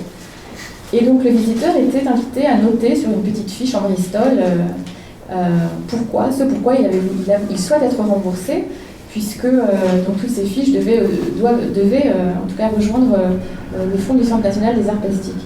Alors on va passer à la suivante. Voilà, c'est un exemple que je trouve assez mignon. 10 € pour la culture, c'est peu. Il faut responsabiliser le spectateur, comme lorsque un patient va voir un psychanalyste, il doit payer pour comprendre. Bon, alors on a eu beaucoup d'autres, donc l'artiste a reçu à peu près 300 fiches, et puis je crois qu'il y en a eu quelque chose comme entre 15 et 20% qui ont souhaité se faire rembourser, dont un, je crois, qui a souhaité demander à rembourser son pass annuel. Je crois que tu as dû dealer avec ça, Alice, en lui expliquant que c'était un petit peu... mais ce qui est intéressant, c'est qu'en fait là, il ne s'agissait bien sûr pas de valeur, pourtant plusieurs des pièces avaient une vraie valeur cotée, une valeur d'assurance, etc. Il s'agissait d'engager une conversation, et il s'agissait aussi de faire comprendre aux visiteurs que d'un coup, puisqu'il était invité à donner son propre avis et à essayer de comprendre ce qu'il avait vu et à le formuler, eh bien il participait lui-même à la performance et donc à l'exposition. Donc forcément, très logiquement, n'avait plus très envie de se faire rembourser puisqu'il était co-auteur. Je vais passer simplement un petit extrait radio, mais c'est très rapide, c'est 1 minute. Mauricio Nanes, thank you very much for being here with us today at the Palais de Tokyo in Paris. Your performance consists of you, a table, and the visitors who come to the exhibition. Could you just tell us what your performance consists of and why? The idea is to engage the public in a discussion on the role of cultural institution in society. But I wanted to build a performance with the public, so I wanted to go away from the hierarchic position of the artist, the transmitter of information. And instead, I wanted to build information with the public. I wanted to engage the public on the creation of an aesthetic, social discussion. But most of the discussions that I have with the public and we engage in are political discussions, actually, because the performance consists on talking about the exhibition. And after a while, I offer to the visitors the reimbursement of the value of the entrance ticket. And from that, we start a discussion. So it's all about the value of an exhibition of art? Well, usually that's the point of departure of the visitors. They think that what I'm actually questioning is the quality of the exhibition and relation to monetary value. But if they say that, I argument against, because what people pay to get in the Palais de Tokyo has no relationship, actually. It shouldn't have a relationship with the quality or quantity of the artwork you see in here. Voilà, donc je vais vous parler du travail d'un autre artiste qui est intervenu, alors pour le coup qui est très associé à l'art prestataire, l'artiste prestataire. Il s'agit d'Ikea Service ou Jean-Baptiste Farkas. Qui est présenté ici. Voilà. Donc, Ikea Service est une entreprise fictive fondée en 1998 par Jean-Baptiste Farkas, qui consiste à proposer un certain nombre de services qui sont réalisés par l'équipe de l'artiste ou par le commanditaire ou les commanditaires. Dans la collection du Centre national des arts plastiques se trouve la pièce Slow-Mo, donc qui est l'activation numéro 24 d'IKEA Service, qui consiste au protocole suivant. Le protocole dit ralentir au maximum l'action envisagée. Donc Jean-Baptiste disait lors d'une conférence qui s'est tenue à la Fondation Ricard il y a quelques années avec vous, Moulin, il disait que pour lui le service était proche de l'énoncé d'art, il se rapprochait des travaux de Brecht ou de ses instructions. Et donc là, en l'occurrence, évidemment, on avait ce protocole dans les collections, mais il s'agissait de rencontrer l'artiste et d'avoir un échange avec lui en amont pour savoir de quelle manière il voulait activer cette œuvre. Et nous nous sommes mis d'accord pour une activation qui consistait à demander aux barmen, lors du cocktail, du vernissage, de ralentir au maximum leur service. Donc sur des temporalités très ponctuelles pour ne pas créer un bazar. Donc on peut voir les photos d'après. Donc ça c'est, je crois, une photo qui a été prise plutôt à Grenoble, mais c'est l'activation de la même pièce. Ce qui est intéressant, c'est que les serveurs ne servaient pas au ralenti dans le sens où ils ne travaillaient pas mal, mais ils étaient occupés à une multitude de petites tâches, comme faire des allers-retours pour essuyer les verres qui soient bien propres à chaque fois, servir goutte après goutte, rajouter des glaçons, voilà. Donc je crois qu'il y a une autre image. Voilà, non, ça c'est le protocole. Voilà. C'est au Palais. Et alors, la petite histoire, c'est qu'effectivement, tout le monde n'a pas vu qu'il y avait cette performance. Et c'est ça aussi qui était intéressant, c'était d'être dans l'idée d'une infiltration à la frontière entre le visible et l'invisible, ou simplement de se dire il y a quelque chose qui est twisté, qui ne marche pas. Et voilà, je devrais peut-être pas le dire, mais je me trouvais à côté d'un photographe au moment où j'allais voir si l'activation marchait bien. Et ce photographe me dit, mais c'est toujours le bazar ici au Palais. On n'arrive jamais à avoir un verre. Je me dis, c'est l'activation d'IKEA Service numéro 24. Et il me regarde et me fait, oh, j'adore. Et je crois qu'il est vraiment arrivé à un moment où c'était... Mais donc voilà. Si on revient un peu en arrière, on voit qu'on a des préfigurations ou documents de travail proposés par Jean-Baptiste avec différentes possibilités. Donc, mettre un panneau dans les escaliers qui dit attention escalier glissant, descendre lentement. Voilà, donc il y avait bien un carton d'invitation envoyé plus tard que prévu, ou alors toutes les personnes habilitées à parler de l'exposition s'engagent à laisser passer un minimum de 48 heures entre une question posée et l'envoi de la réponse. Voilà, donc on s'est trouvé devant des options, faire de la conférence de presse au ralenti, enfin voilà. Je vais enchaîner avec le travail d'une artiste belge, puisqu'on parle de travail, Béatrice Balcou. C'est une artiste qui vit et travaille à Bruxelles, qui, elle, s'intéresse à la décélération du temps et à la question justement de la rentabilité et du résultat. Elle vient d'une famille d'agriculteurs où, évidemment, de cette filiation-là, elle a reçu cette obligation dans ce qu'elle fait de toujours travailler pour un résultat. Il faut être performant, on travaille pour quelque chose. Et bien dans sa pratique, elle s'attelle justement à défier toute rentabilité. Et là, donc, cette pièce Untitled Performance qu'elle a présentée sur des durées de 4 heures pendant le temps de l'exposition, elle emballe et déballe des œuvres, qui sont des planches de bois en fait, avec une extrême minutie, avec une solennité et une délicatesse proche de cérémonies religieuses ou même de la cérémonie du thé, puisqu'elle a fait un séjour, une résidence au Japon. Et donc, elle est complètement appliquée à ce travail qui sort de tout objectif finalement, puisqu'à la fin de la performance, on en est au début. Je vais montrer un petit extrait. Je trouve ça d'une grande poésie en fait.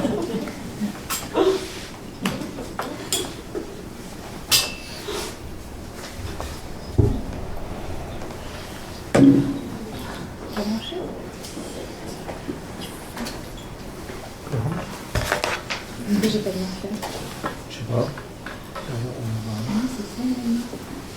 Ça fonctionne pas? Ça marchait tout à l'heure. Apparemment, tu me débrancher, non? Ouais. Oui, tant pis. C'est pas grave. En fait, parce qu'il faut qu'on puisse quand même parce qu'il faut qu'on puisse discuter parler. En un fait, peu. on permet on la voit en train d'emballer et déballer. Et c'est très beau parce que c'est un travail sur le. Finalement, elle fait passer la primauté va au geste et pas au résultat.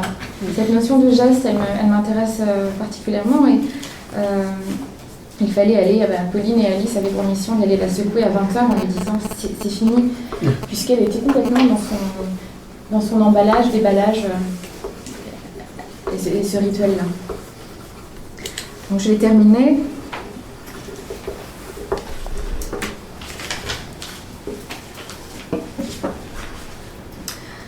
Donc ce qui est intéressant, c'est de voir à quel point aujourd'hui donc, ces artistes-là sont ancrés dans les problématiques sociétales qui dépassent le champ même de l'art, donc la performativité, la performance, et puis sont donc dans un travail qui se rapproche davantage de la recherche et du travail sur le geste. Peut-être qu'on peut enchaîner sur... Oui. Non, mais voilà, simplement terminer sur... Ça pose quand même une question qui est intéressante, c'est celle du devenir de l'institution aujourd'hui, simplement. On fait entrer ces problématiques dans l'espace du musée.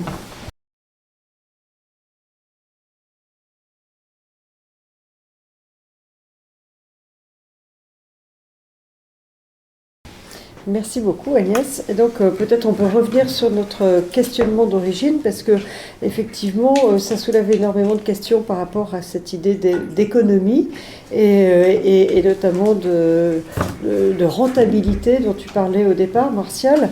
Et est-ce qu'on peut dire que ces artistes-là, puisqu'on a bien vu que toutes les propositions qui nous ont été faites nous prêtent souvent à sourire, voire rire même beaucoup, on l'a entendu dans la salle tout à l'heure, est-ce que toutes ces propositions-là n'ont pas brisé la frontière qui existe entre art et économie? Et finalement, on retourne un petit peu le sujet pour revenir à ce que tu disais en introduction, c'est qu'effectivement, jusqu'à présent, on pensait que l'art était en dehors de cette notion d'économie, puis finalement, on la retrouve quasiment au centre.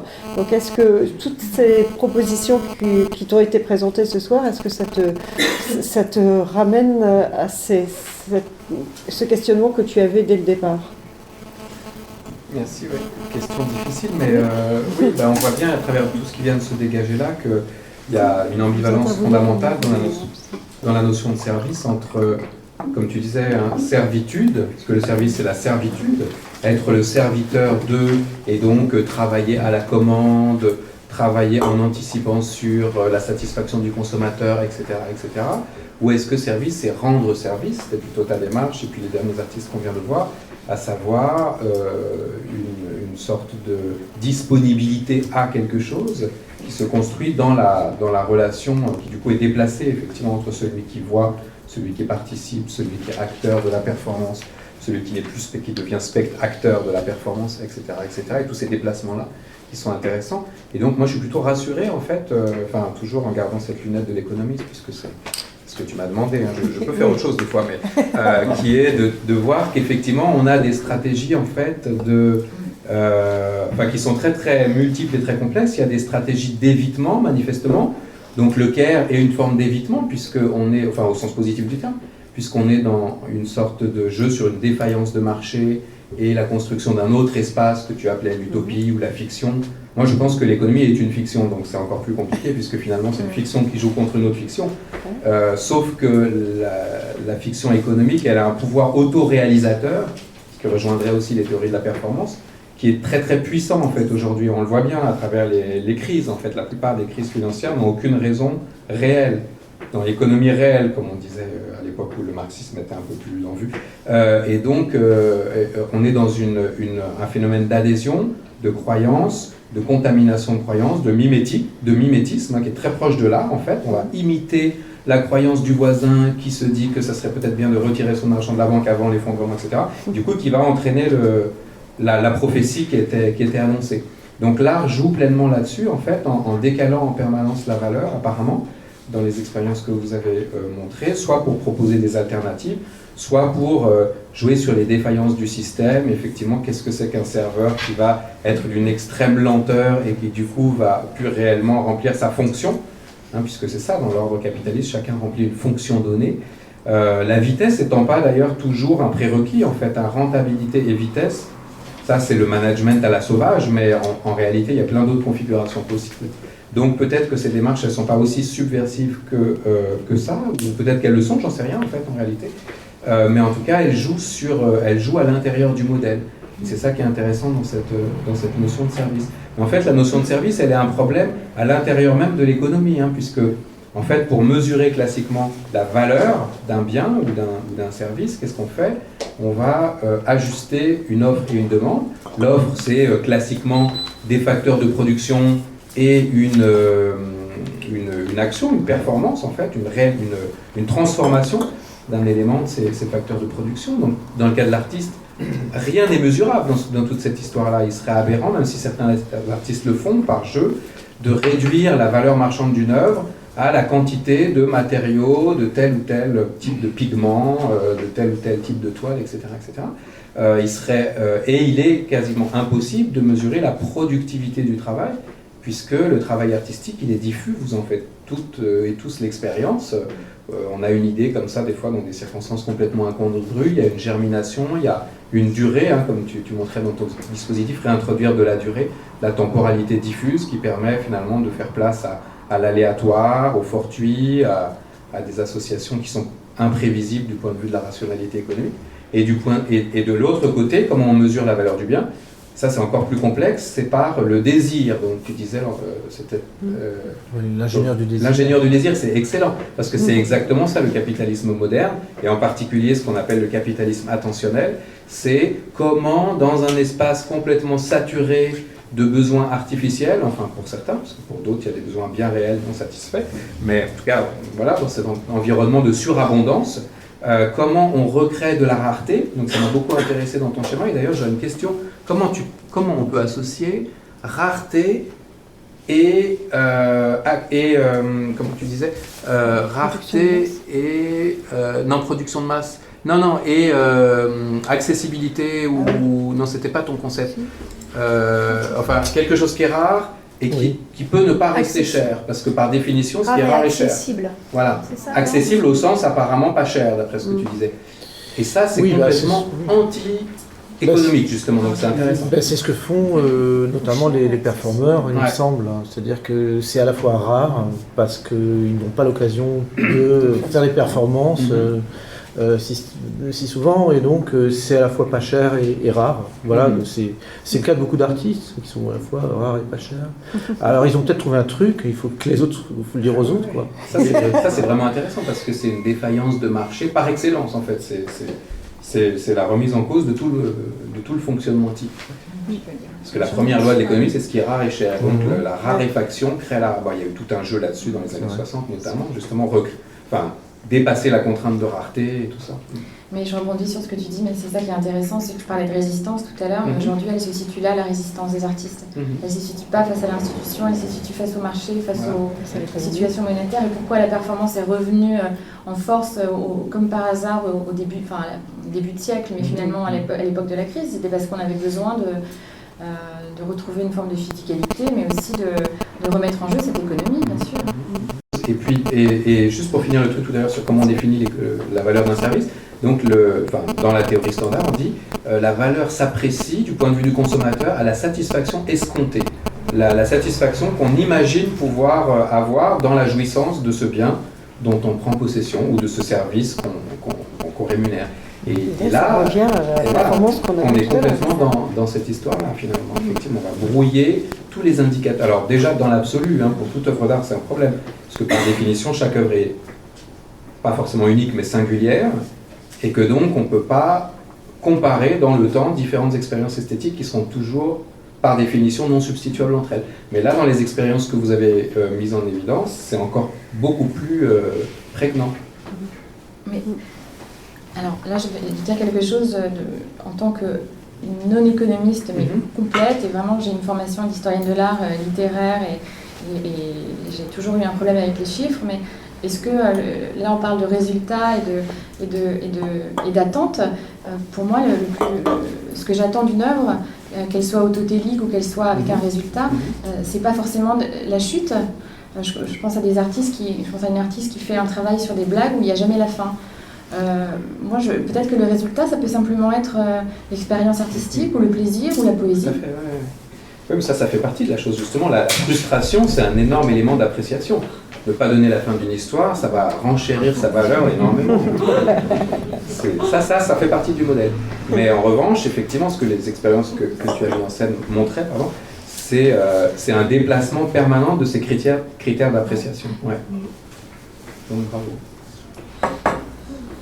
Moi, ce que je propose, c'est qu'on n'a pas eu beaucoup d'occasions d'échanger, mais parce que chacun a eu la possibilité d'étendre un petit peu sa réflexion.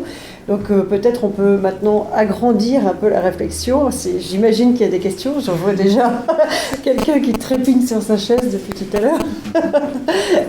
Et puis, comme on est obligé de rester quand même dans des horaires qu'on avait fixés largement au départ, donc on va accélérer un petit peu le processus, mais je pense que c'est intéressant que tout le monde s'exprime.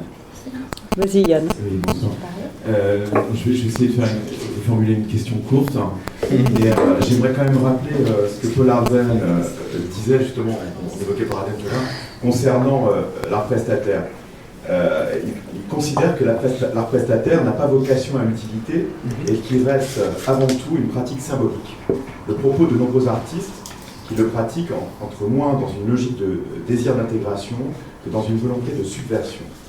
Alors, à travers cette position, cette posture de Paul Arden, ce qui est intéressant de constater, qui a été à un certain moment aussi de sa réflexion, c'est que on pose la question d'utilité ou d'inutilité également. Et ce que je trouve assez illustrant ce soir et marquant, c'est que finalement, même d'ailleurs à travers l'exemple de Jean-Baptiste Farkas, qui vient tout de suite à l'esprit quand il s'agit de parler d'activation, de notion de service, c'est que on renvoie toujours finalement l'art dans sa radicalisation et donc dans cette volonté d'externalisation de son geste à une volonté aussi de faire réfléchir l'individu. Et donc on est inscrit dans des questions philosophiques qui nous posent autant les questions que Bachelard posait à une certaine époque sur l'imagination, donc le rapport entre l'au-delà et l'en-deçà, le dedans et le dehors, que celle d'Édouard Glissant sur la notion des imaginaires. Et la question qui est toujours posée finalement par l'artiste, c'est comment moi-même, finalement en tant qu'artiste, je peux être en mesure d'incarner ce désir d'externalisation de l'énergie qui est en moi ou en un groupe finalement, pour aller au contact de ceux qui n'ont pas forcément un rapport à la poésie, à l'imaginaire, à l'art. Je pense à Robert Titou évidemment, je pense à Georges Perec pour les Français, mais évidemment on pense à Joseph Beuys dans ses postures, je dirais, politiques et pro-écologistes. Il y a cette relation en tout cas à une adresse, un partage du sensible qui est visé par l'artiste. Et pour référence à Rancière. Et donc c'est l'idée en effet d'une projection et d'une relation directe, d'une question directe entre, et là c'est vraiment au sens schumpeterien, on est dans une forme de désir de transcendance aussi de l'artiste à travers la question du symbolique. On est là dans une réflexion entre création et créativité. Et c'est bien là aussi la question sensible de la tertiarisation et de l'époque qui nous attend. Parce que tout le monde sait que les bouleversements qui nous attendent sont terribles. Et que nous avons, je ne veux pas être alarmiste, mais nous avons un monde dont nous constatons aujourd'hui les mutations et l'accélération de ces mutations. Et donc nous devons nous-mêmes accélérer une réflexion économique, philosophique, humaine, personnelle.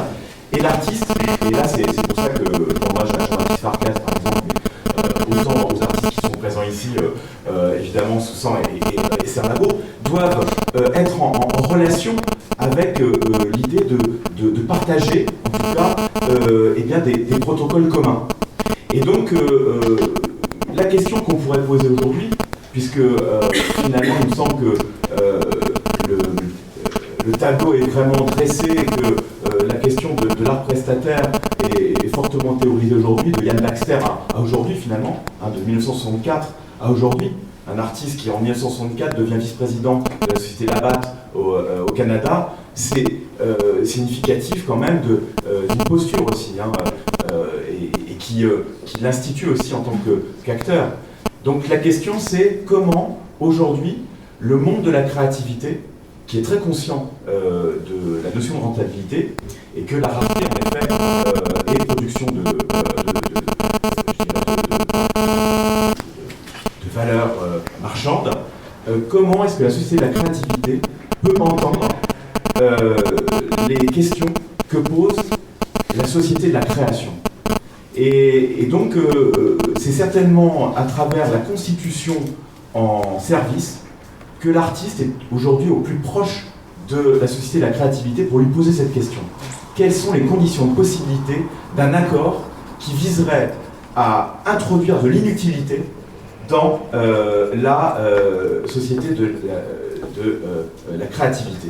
Et donc cette inutilité, dans l'esprit de Marcel Mauss, qui serait non seulement un don, mais également une réception et une redistribution de cette réception, l'idée, ça serait comment on peut, je dirais peut-être, c'est pas rentabiliser en tout cas cet effort, mais faire fructifier cet effort pour qu'il puisse bien profiter à autrui. Et donc c'est ça la question que je pose et que Serre Labro pose d'ailleurs très clairement à travers ces processus. Comment est-ce qu'on peut faire progresser la condition d'autrui à travers une mutation, je dirais presque juridique, de la société de créativité? Peut-être Martial, tu as envie de répondre à cette question ou Sarah? Moi je pense que j'aurais du mal à répondre. C'est plus un constat que tu poses aussi, Yann. Quand tu parles d'utilité, d'inutilité, je pense que je préfère le débat du don et du contre-don, qui sous-entend le retour du don. Et on n'est plus, enfin, si on parle d'utilité, on est encore dans un principe un peu économique qui peut, un échange économique qui n'est pas forcément celui du don. Voilà, donc je pense que ce débat est intéressant sur la question de l'échange, du partage du sensible, mais est-ce que la sphère de la créativité et la sphère de la société de création dont tu parles, ou la sphère de la création plutôt, en quels termes ils peuvent s'entendre s'ils ne parlent pas le même langage, en fait? C'est un peu la question que je me pose. Voilà. Moi, j'aurais dit exactement. Non, c'est pas dit le contraire, mais plutôt, je me pose la question contraire. C'est comment ils peuvent dialoguer s'ils parlent le même langage, au sens où finalement, le vocabulaire de la création, c'est ce que j'ai dit tout à l'heure, il innerve très largement aujourd'hui le monde de l'entreprise. Et ça, du coup, c'est non pas les conditions d'un dialogue, mais peut-être justement d'une absence de dialogue possible. Enfin, tu vois, ça peut être un problème justement, qu'on utilise les mêmes mots pour en fait qualifier des choses très différentes. Voilà. Mais en fait, après, c'est ce que tu disais. C'est s'entendre sur le concept, voilà. À partir du moment où on définit un concept. Oui, tout à fait. Et une autre chose que me suggérait ce que tu disais, c'est qu'en fait l'inutilité, malheureusement, elle est déjà au cœur de l'échange marchand dans nos sociétés. Le problème, c'est ça, c'est qu'on est passé d'une société de pénurie, enfin d'une économie de pénurie, qui était celle en fait depuis l'Antiquité contre laquelle on essayait de lutter, arriver à améliorer l'environnement sensible de l'homme en situation de pénurie, où il manquait de tout, à une société d'abondance, en tout cas pour certains, et où en tout cas à un ressort de la croissance qui repose sur une crise de surproduction. Aujourd'hui, on est en crise de surproduction. On produit beaucoup trop de tout, d'autant plus que c'est mal réparti, donc il y a un effet de gaspillage, de dispersion, qui fait en fait partie intégrante de l'économie moderne, de l'économie de crise qu'on peut connaître. Et donc, si tu veux, la subversion artistique, pour moi, elle est beaucoup plus complexe, parce que revendiquer l'inutilité peut être, en fait, là encore, une façon de rejoindre paradoxalement la logique même du système. Enfin, tu vois. Bon, moi j'ai quelque chose. Il me semble que la question de l'utilité ou de l'inutilité n'est pas réellement pertinente. Oui, c'est vrai on va peut-être rentrer dans une économie de la rareté à nouveau. On est à l'apogée peut-être d'une période où effectivement on était dans l'abondance. Aujourd'hui, la question de l'inutilité va être un luxe qu'on n'aura plus envie de se poser. Ce qui me semble intéressant dans les artistes, disons performeurs, les exemples que vous avez cités ou de Sarah, c'est qu'en fait ils démontrent, c'est un regard sur des comportements et c'est une incitation à d'autres comportements, c'est-à-dire qu'il y a l'effet mimétique. Aujourd'hui, je crois que c'est peut-être dans le spectacle de ces comportements un petit peu, de ces dérèglements, que les uns et les autres pourront éventuellement avoir envie ou ça ouvrira peut-être disons, notre économie est quand même malade de cet effet mimétique dont tu as parlé, notamment au niveau de l'économie, etc. Et là, ce dérèglement, ou cette intrusion de ces dérèglements-là est peut-être salutaire parce que ce sont des personnes. C'est un rapport de personne à personne qui met en jeu notre responsabilité à tous. Donc voilà, il me semble que c'est plutôt l'artiste n'a rien à faire là-dedans, sinon à disparaître dans un monde de fous et de plus en plus fous. Je crois que c'est ça. Il faudrait que tout le monde devienne un petit peu plus performeur. Voilà. Ben, ça peut être le mot de la fin. Voilà, donc oui. Voilà, donc ça sera la conclusion, mais une conclusion qui n'est qu'un point de suspension parce que nous pouvons reprendre la conversation jeudi prochain, donc dans 2 jours, où nous allons essayer de voir s'il existe des typologies de ces entreprises artistes, et notamment autour de toutes celles qui ont été largement identifiées par Art et Flux, qui est ce laboratoire donc, au centre de la Sorbonne Paris 1. Et donc nous avons invité aussi à participer à ce débat Raphaël Cuir, qui a écrit certains textes sur la question, et puis le directeur du centre d'art et flux sera là, évidemment, pour mobiliser les énergies autour de cette question, et tous les artistes de l'exposition, enfin ceux qui peuvent, seront présents aussi pour répondre à toutes les questions qui seront posées, et donc on verra bien si on peut aborder une question qui concerne la typologie, et vous voyez que là aussi, je pense qu'on va rester encore dans des frontières un petit peu complexes à définir. Voilà, donc on peut terminer sur un petit verre, comme ça permet de poursuivre ces conversations de manière plus ouverte. Merci.